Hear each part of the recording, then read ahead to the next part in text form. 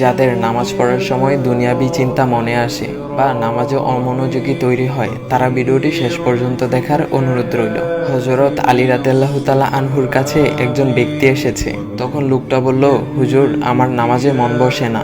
নামাজে দাঁড়ালে আমার দুনিয়াবি নানা চিন্তা আসে। হুজুর, আমার এই নামাজ কি আল্লাহ তাআলা কবুল করবেন? তখন হযরত আলী রাদিয়াল্লাহু তাআলা আনহা বলেছেন, না, তোমার নামাজ কবুল হবে না। তখন লোকটা মনে অনেক কষ্ট নিয়ে চলে যাচ্ছেন।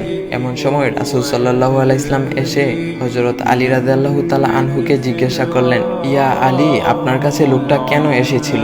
এসে দেখি মন খারাপ করে চলে গেল। কেন, কি হয়েছে, আমাকে বলুন। তখন আলী রাদিয়াল্লাহু তাআলা আনহু বলেন, তিনি আমার কাছে জানতে এসেছেন যে নামাজে দুনিয়াবি চিন্তা আসলে নামাজ হবে কি না। আমি বলেছি, না, তোমার নামাজ কবুল হবে না। রাসূল সাল্লাল্লাহু আলাইহি ওয়াসাল্লাম তখন বলেন, ইয়া আলী, আপনাকে আমি একটা চাদর উপহার দিতে চাই, তবে একটা শর্ত আছে। আলী রাদিয়াল্লাহু তাআলা আনহু খুশি হয়ে বলেন, ইয়া রাসূলুল্লাহ, কি শর্ত তা বলুন, আমি আপনার সকল শর্ত মেনে নিব।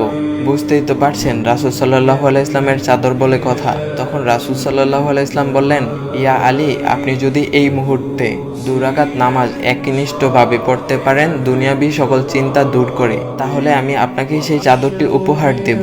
আলী রাদিয়াল্লাহু তাআলা আনহু বলেন, এটা তো সাধারণ ব্যাপার। আলী রাদিয়াল্লাহু তাআলা আনহু তখন নামাজে দাঁড়িয়ে গেলেন আর তিনি নামাজ পড়তে শুরু করলেন।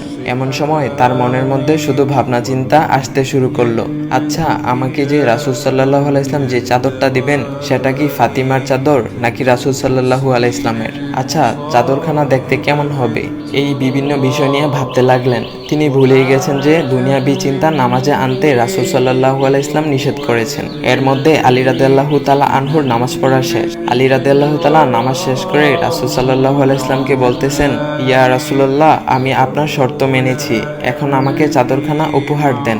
রাসূল সাল্লাল্লাহু আলাইহি ইসলাম বলেন, ইয়া আলী, আপনি কি একনিষ্ঠভাবে দুনিয়াবি চিন্তামুক্ত ছাড়া 2 রাকাত নামাজ পড়েছেন? তখন আলী রাদিয়াল্লাহু তাআলা আনহা মুচকি হেসে বললেন, না ইয়া রাসূলুল্লাহ, আমি আপনার চাদর নিয়ে অনেক কিছুই ভেবেছি।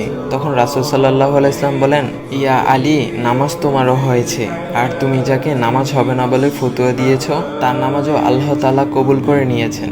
শোনো আলী, দুনিয়াবি চিন্তা দ্বারা নামাজ বাতিল হয় না, নামাজ মহান আল্লাহ তাআলা কবুল করে নেন। সকল ফরজ নিয়ম কানুন মেনে নামাজ পড়লে নামাজ হবে ইনশাল্লাহ। তবে আমাদের সকলের উচিত নামাজ আদায় করার সময় একমাত্র আল্লাহকে স্মরণ করে নামাজ আদায় করা। নামাজে দাঁড়ালে দুনিয়াবি চিন্তা মাথায় আসে, এটা শয়তানের একটা ফাঁদ।